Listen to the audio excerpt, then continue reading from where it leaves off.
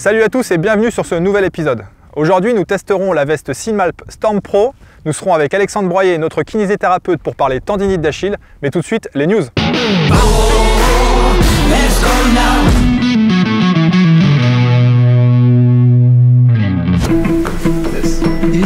Le Pacific Crest Trail, c'est 900 km et 35 000 mètres de dénivelé. En 2019, François Daen a tenté l'aventure, mais l'arrivée de la neige a modifié ses plans. Il nous raconte son aventure dans Snow Going on the Pacific Crest Trail.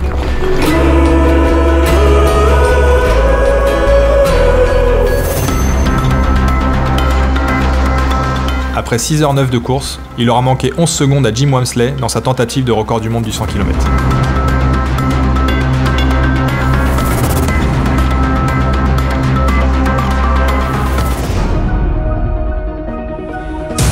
L'UTMB sera explosif cette année. Après une édition 2020 annulée, Chamonix rassemblera fin août les meilleurs ultra-trailers de la planète. Chez les femmes, Courtney Dauwalter fera figure de grande favorite. Et chez les hommes, on s'attend à un duel entre Capel, Walmsley ou encore Thévenard. Mais aussi François Daen qui fera office de grand favori, qui lui-même a lancé un appel à Kylian Jornet pour se joindre à cette liste de rêves. Quelle que soit sa religion ou son travail, merci à tous d'être présents aujourd'hui.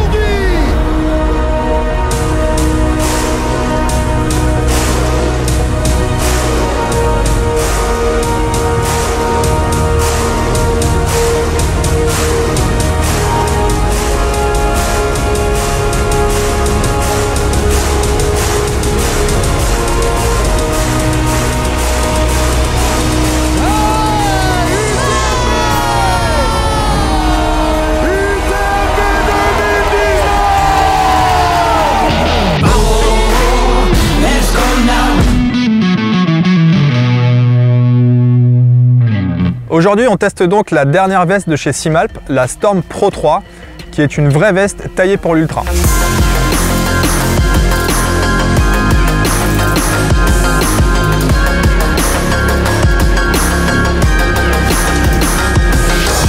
Déjà pour l'esthétique, elle est d'un très bel orange, très flashy, on va pas se mentir. Moi qui ai plutôt l'habitude d'avoir des choses plutôt très sobre, noir ou gris.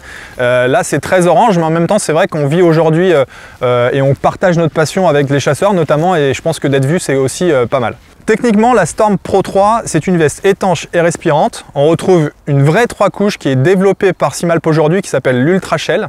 Et donc en termes d'imperméabilité et de respirabilité, on est sur du 20 000, 80 000. C'est déjà très élevé et ça a d'ailleurs permis à cette veste d'être homologuée ultra pour tous ceux qui voudraient s'engager sur ce type d'épreuve. Cette veste est totalement packable, comme on dit, et elle pèse aujourd'hui 260 grammes en taille M. Vous pouvez complètement la rétracter dans la poche poitrine qu'on va retrouver ici. Pour ce qui est des détails de la veste, on va retrouver un zip qui est complètement étanche. On trouve une poche poitrine avec à l'intérieur une mini poche pour glisser le téléphone portable qui va permettre de le plaquer à l'intérieur, et donc du coup quand on court de ne pas l'avoir qui bloblote dans la veste, et un petit passage d'écart pour pouvoir écouter votre musique préférée ou différents podcasts pendant votre run. On trouve évidemment une capuche. Cette capuche est bien faite parce qu'on va retrouver déjà une petite visière sur le devant qui va vraiment vous protéger, et surtout quand vous ne la mettez pas, elle est aimantée en fait finalement à la veste, qui permet que quand on court on a la capuche qui reste bien en place. Sur les manches, on va trouver des passe-pouces qui permet finalement d'avoir une vraie barrière thermique lorsque vous avez des gants et qu'il fait très froid. Vous ajoutez ça en plus et vraiment là le froid va rester à l'extérieur, et ça c'est vraiment bien.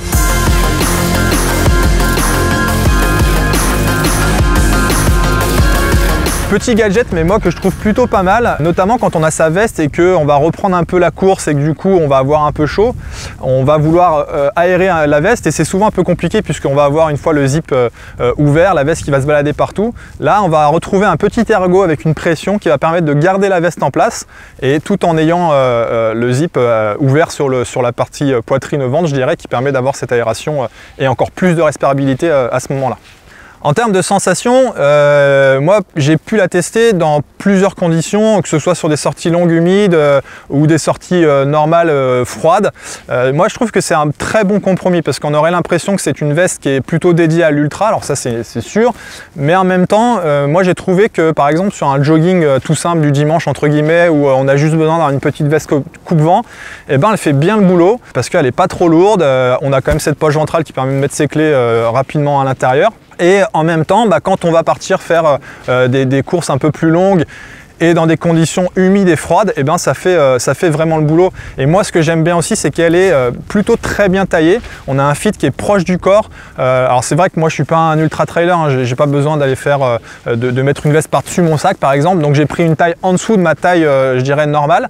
Mais ça reste quelque chose de très bien fité et qui n'a rien à envier à d'autres grandes marques du running aujourd'hui.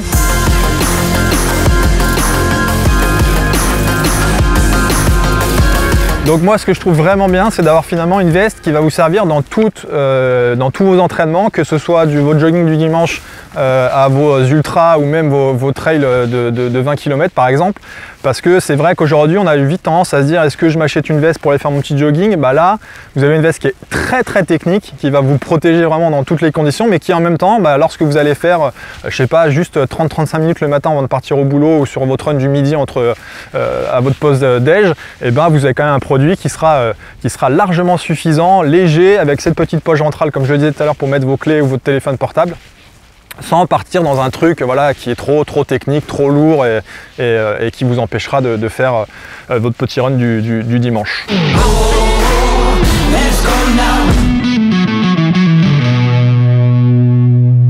On retrouve maintenant Alexandre Broyer, qui est notre référent santé et kinésithérapeute sur Short-Cuts, qui va nous parler, après le TFL, et donc le syndrome de l'essuie-glace, de la tendinite d'Achille, qui est aussi une blessure que beaucoup de coureurs retrouvent aujourd'hui, et donc qui va nous expliquer qu'est-ce que c'est, Alex. Le tendon d'Achille, c'est la fin du mollet. Et donc en fait, le mollet, c'est 3 chefs.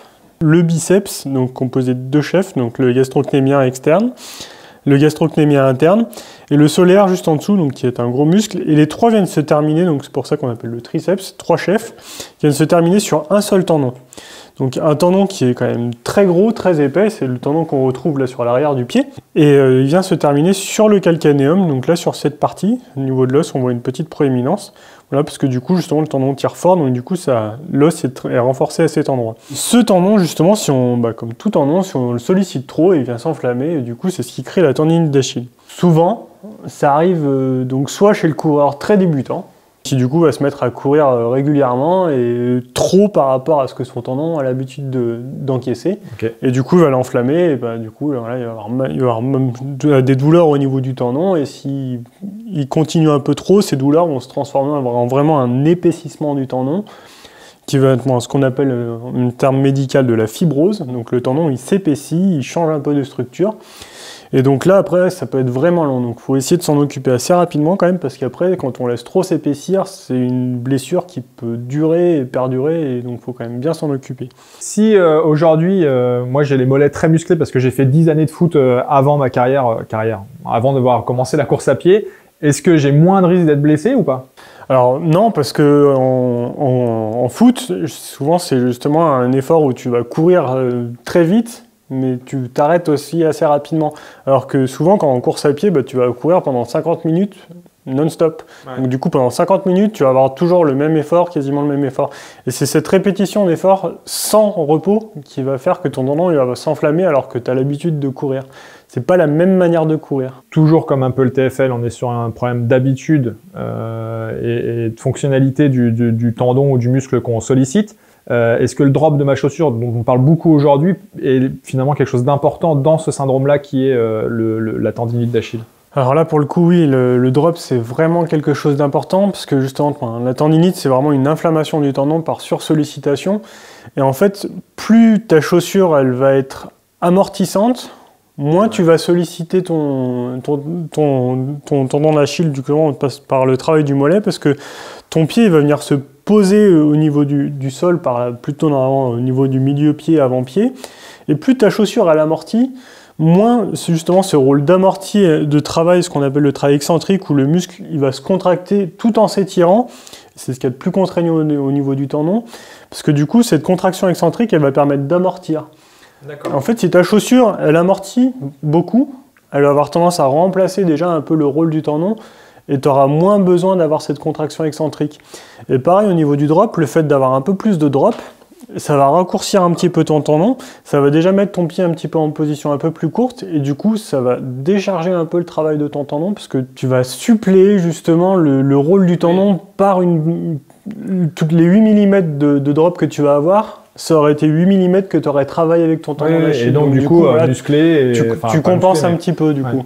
Pour le cas d'une tendinite d'Achille, si vraiment tu es blessé, c'est très intéressant justement de prendre des chaussures beaucoup plus amortissantes avec un drop un peu plus élevé que ce que tu as l'habitude de courir. Alors quand je suis blessé, je mets des chaussures plutôt hautes et amortissantes. Oui. Et puis par contre, c'est vrai que c'est mieux d'avoir peut-être dans son stock de chaussures, d'avoir peut-être une paire de chaussures qui soit entre guillemets minimaliste, je dirais 4 mm de drop, 4-6 mm de drop. Alors si t'es pas blessé, c'est intéressant parce que justement ça va permettre de renforcer, mais il faudra les utiliser avec parcimonie si t'as pas l'habitude au début, parce que justement le fait d'avoir un drop plus faible va solliciter beaucoup plus ton tendon d'Achille. Et si tu les mets trop d'un coup, même si tu as l'habitude de courir, ça fera comme si justement tu n'étais pas habitué. Tu changeais tout quoi. Voilà, et du coup tu vas sursolliciter ton tendon et c'est là que tu risques d'avoir justement une inflammation du tendon d'Achille. Donc du coup il faut vraiment faire attention aux personnes qui ont l'habitude de courir avec des grosses chaussures, avec un gros drop, des chaussures qui protègent beaucoup. Si elles veulent se mettre un peu plus à des chaussures minimalistes, il va falloir vraiment les mettre avec parcimonie, voire sortir d'un début de course avec une paire de chaussures et puis après reprendre une paire de chaussures qui est en l'habitude. Mais il faudra vraiment être vigilant sur le fait de diminuer le drop et de prendre des chaussures qui amortissent moins parce qu'on va sursolliciter le mollet. Donc en soi, c'est pas un problème parce que le mollet, il est fait pour ça, mais il faut juste lui laisser le temps de se réadapter à sa fonction et justement le muscle se muscle, mais que le tendon aussi s'adapte et que l'insertion du tendon sur l'os s'adapte. Il faut juste laisser le temps au corps de s'adapter à ça. Si je suis blessé, du coup, que j'ai cette tendinite d'Achille, alors bien entendu, je pense que des travaux de kiné sont importants, mais est-ce que moi, tout seul à la maison, j'ai des étirements que je peux faire et qui peuvent m'aider à retrouver... Alors du coup, pareil, c'est toujours intéressant d'aller voir aussi son médecin et son kiné. Et du coup, si vraiment la tendinite, justement, c'est assez développé, tu risques d'avoir même des ondes de choc qui vont déjà justement travailler sur la structure du tendon, si le tendon a déjà commencé à s'épaissir. Donc qui vont permettre de recréer des petites micro-lésions pour recréer une cicatrisation. Et après, dans tous les cas, ce qui sera intéressant, c'est de travailler en excentrique. Et justement, ce travail excentrique, c'est donc ce qu'on a dit tout à l'heure, le muscle qui se contracte en même temps qu'il s'allonge. Donc du coup, on a le muscle qui vient tirer d'un côté, et de l'autre côté, on vient étirer le tendon. Donc du coup, le tendon, il est tiré des deux côtés, et c'est ce qui met le plus de contraintes dessus. Donc ça va être le travail le plus intéressant à faire. Comme ça, tu vas venir étirer ton tendon, et du coup, en faisant ces étirements, c'est là que tu vas créer de l'adaptation. D'accord. Donc au début, avec parcimonie, on va commencer justement par un travail excentrique avec des petites répétitions. Et puis petit à petit, on va augmenter le nombre de répétitions. Et petit à petit, on va mettre de la charge du coup sur les épaules pour mettre du poids et du coup que ça soit beaucoup plus intense. Par contre, ce qui est vraiment très intéressant, c'est d'être très régulier. Et pareil pour le coup, là, plus tu cours vite, plus tu sollicites justement ton mollet et plus tu vas créer d'inflammation. Donc là, il vaut mieux un petit footing un peu plus tranquille, contrairement au TFL où on disait qu'il fallait mettre de l'intensité. Là, au contraire, il va falloir réduire l'intensité et courir justement plus doucement parce que du coup, plus tu cours vite, plus ça va faire mal. Si tu fais, je sais pas, par exemple, un ultra trail 90-100 km où tu vas donc courir pendant longtemps, marcher pendant longtemps, est-ce que tu conseilles toi d'avoir plutôt des chaussures de 4 mm finalement pour éviter, quand on a l'habitude encore une fois de courir avec ces chaussures-là, ou est-ce que tu vas plutôt dire, bah non, parce que mine de rien, vous allez rester longtemps dans vos chaussures, vous allez marcher, vous allez avoir des périodes de course aussi, et d'avoir un peu plus d'amorti et du coup de drop, est-ce que c'est mieux aussi pour la mécanique du tendon? Alors moi personnellement j'aime bien avoir un tout petit peu plus de drop sur les ultra trails en montagne parce que justement il y a beaucoup de marches notamment et de marches en montée et du coup le fait d'être en montée avec un tout petit peu plus de drop ça soulage justement un petit peu le travail musculaire. Donc moi personnellement je préfère, mais après quelqu'un qui a vraiment l'habitude, parce que pareil c'est une question d'habitude, et quelqu'un qui est entraîné avec des chaussures qui courent sans drop, il pourra très bien se débrouiller sans drop du moment qu'il a l'entraînement. Mais par contre c'est pareil, c'est une question d'entraînement. Dans tous les cas, quelqu'un qui fait un ultra aura une grosse préparation avant en principe pour pas justement se faire mal. Ça posera moins de problèmes. Souvent, c'est quand même plus une blessure qu'on retrouve chez quelqu'un qui voudra commencer la course à pied ou quelqu'un qui voudra justement passer d'une chaussure un peu maximaliste et puis qui a entendu parler du minimaliste, qui va vouloir justement prendre des chaussures un peu passer plus légères. Passer de 10 à 4. Voilà, justement quelqu'un qui a l'habitude de courir avec des grosses chaussures de route hyper amortissantes, avec un gros drop de 12 voire 14 comme des chaussures qu'on retrouvait assez régulièrement avant. Voilà, si quelqu'un qui va passer avec des Altra à zéro de drop, ça va faire bizarre. Ça risque de... Et du coup, est-ce que le travail du pied peut être important?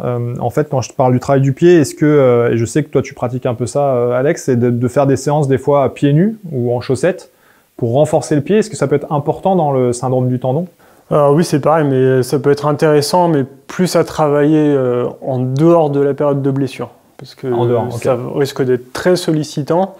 Et donc ça va vraiment solliciter le tendon. Donc si on n'a pas l'habitude, au début, il va falloir faire avec parcimonie, parce que justement, si on en fait trop, c'est dans ces cas-là qu'on risque d'abîmer le tendon. Mais par contre, quand on est en pleine forme, ça peut être bien d'intégrer aussi des séances Oui, ça peut être bien, parce que justement, ça va permettre de contraindre beaucoup plus le tendon et du coup de l'adapter beaucoup plus rapidement et du coup de le renforcer. Merci Alex pour toutes ces réponses. Bah de rien. Et puis j'espère qu'on se retrouvera bientôt pour d'autres conseils. Bah à très vite.